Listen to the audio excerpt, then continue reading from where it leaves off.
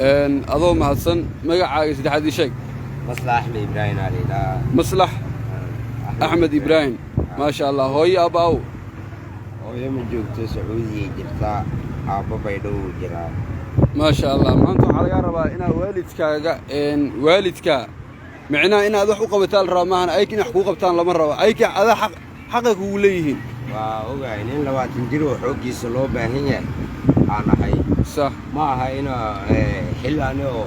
وحن نفسدي دباتين أيوه صح أما دبات أوكينا أي استعماله صح لكن هل متكلية أو هو اللي جاري كرا صح dhalinyarta waxaan waa laga celin karaa laakiin waxa looga celin karaa dadaal fadabaran in la sameeyo mid kale hatta naagiya isticmaalo fagax darabtiin waa tagi kartiin naaga ay nimanka saas isku isticmaalaan ma fahanteen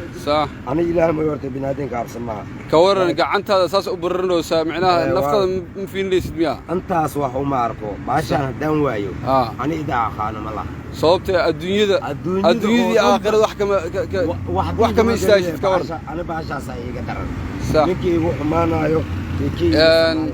baashaas isticmaalaysa mid kugu dambaysa inuu ilaahay kaaga dhiga marjeynaysa insha Allah taas ana aad u rajeynaa inay iska daayo price ka qaado laakiin waxaan rabaa aanan damiirkay siinaynin aysan naqanaynin waa ka daalay hooyadey waa igula daashay aabay waa igula daalay maya qur'aan ma jiro tan waa badr diin injection waxaa jirta tramadol injection pain injection dhowr nooc waaye mafahanday dhalinyartana way ku fasahaadayaan walaa naagaa isticmaalo nimana isticmaalo dadka isticmaalo waxa dhibaatada u keena waa dadka gado waa qofka haduusan dalka laga mamnuuco seel isku dura dhiig baa ka daadanay dhiigaas amarka ilaahay ku imaada amarka ilaahay ku baxan ila iska deedi ka war hada iska deedi ka war maanta mid kugu dambaysa ay noqoto ani tawfiiqda aan galabtaan in ilaahay i waafajiyo oo inta muslim oo ani aragto oo faataxada ii soo marto oo baashan ilaahay iga madoobeeyo ani waa jeclahay fahandi